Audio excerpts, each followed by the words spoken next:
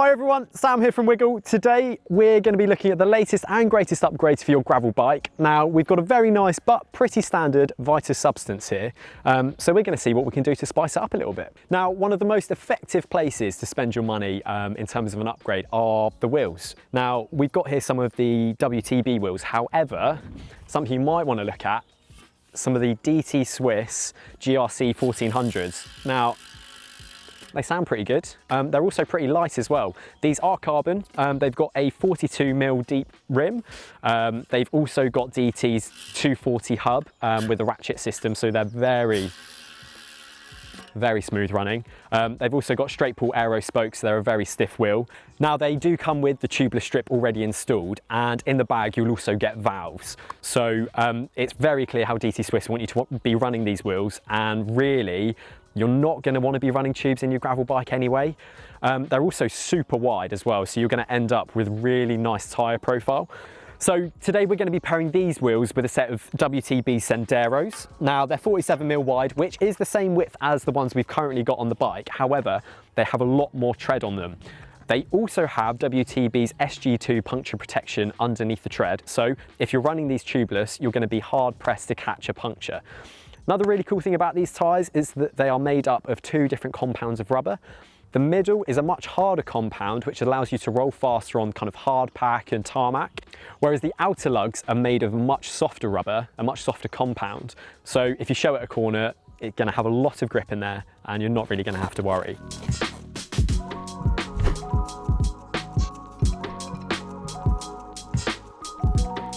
All right guys, so I've just chucked in that rear wheel. I think you'll agree that it looks pretty swish. I mean, compare it to the front wheel, you've got that much deeper rim profile, which just makes it look really good. And then yeah, you've got all of that grip on that rear tyre. Now we haven't actually gained any width compared to the front, but you do have that fast rolling centre with a grippy outer. So really it's a bit of a no-brainer, and when it looks this good, you've got to do it. Now, next up, we're going to talk about one of your three contact points, and potentially one of the most important when it comes to gravel riding, and that is your handlebars. Now, the ones here are pretty straight. They don't have too many defining features. However, I've got here some of the cans of gravel bars from Prime. Now, these have two very distinct features. One is their 16-degree flare at the drops, but they also have a 20mm rise on the tops. So that's really going to help, one, relax your reach, but it's just going to make for a more comfortable and controlling stance, which is going to be great. Now I'm going to pair these bad boys with some of Physique's Terra MTX bar tape. Now there's a 3mm cushion on these, so they are very comfortable, and they've also got a really sticky, grippy surface, which no matter what the weather or conditions, you're going to have grip, which is great. Now, furthermore to this, I'm also going to be putting on some of Physique's gel inserts. These are just going to add to the comfort. They're going to absorb more of the vibrations and just make it even more comfy, which is no bad thing. Now, we're not going to do any of this today, but these would definitely be my recommendations. Now for one of your next contact points, your saddle. Now, here I've got Celitalia's Flight Boost gravel saddle. Celitalia have managed to jam-pack this saddle full of features. One of my favourites being this super flow cutout. It releases a whole lot of perennial pressure and just keeps you supported in all the right places. Another one that I really like is that they've built in these shock absorbers into the side of the saddle, which again just help when you're riding through tough impacts. And lastly, you've got a gel insert inside the saddle padding. So again, they've really put a lot of thought into making sure you're kept comfortable and supported with this saddle. So what we're going to do is we're going to pop this on here, have a little look and see what it's like. All right, so we've just fitted that new saddle. Couple of tips for when you're fitting a saddle.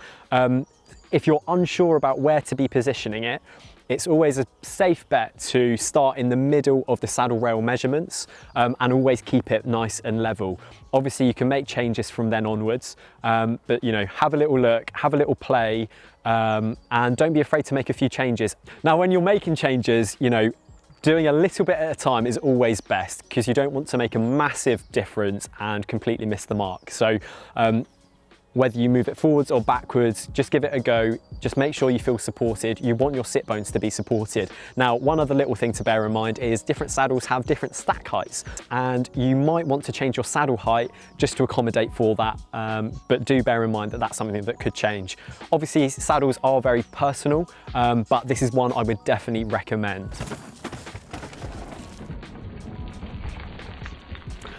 Okay, for your third and final contact point, your pedals, we have got here some of the brand new Garmin Rally pedals with the SPD cages. Now, the reason I say that is because you can also get them with the road cages, so you can use them on your road bike, your mountain bike, your gravel bike, whatever, you can still use them. They accommodate for an SPD cleat or an SPD SL road cleat. Dual-sided power, which is something not all power meters on the market have. So you're going to have really accurate numbers. You're going to be able to see if you've got any power discrepancies between legs, which is very cool. Now, if you've been doing loads of time on the turbo and you've been getting really used to looking at a power number, you'll be able to continue doing that with these no matter what bike you're on. So they are a bit of a game changer. So if you're really wanting to push the boat out and take on some big gravel adventures, our friends over at Lifeline have made this really comprehensive set of bags. Now, they're not going to break the bank, they're waterproof, and here we've got 10 litres of storage space. Now, they also make a roll bag that sits in your handlebars, which gives you an extra 11 litres. So these would be my recommendation for some brilliant bikepacking bags. Now, those are all the changes that we're going to make to this bike today. However, there is something else I wanted to bring to your attention, and that is Campagnolo's offering into the gravel world. They've named the Groupset the Akar. It's a 13-speed Groupset, which neither SRAM or Shimano are offering. And with the gear ratios that they offer, you can get a fairly low running gear on it. If you use the smallest possible 38-tooth chainring and their biggest 1044 cassette, you do get a really nice gear for climbing. Now, you do also get two other options for cassettes. You get the 942 and the 936. And something that is really good is that you're not going to have to be faffing around with long cage mechs or short cage mechs. The mech that they offer will work for all of them, which is a massive bonus. Now, there's a couple of things to bear in mind with this Groupset. It doesn't come cheap like any Campag product.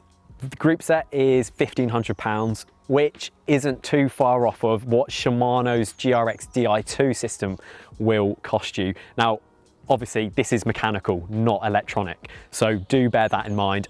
Also, the alignment has to be spot on, as there's very little space for error with such a tight 13-speed cassette, but do check it out. The brakes on the Groupset are incredible, and being 13-speed only really strengthens the argument for those wanting to take on a one-by drivetrain. Right, so I think we made some pretty decent changes to this bike. Let us know what you think of the changes that we made. Do you think we missed anything? What are you going to be adding to your gravel bike? Let us know down in the comments. That's it for now, and I'll see you soon. Oh no, don't do gun fingers. Don't do the gun fingers.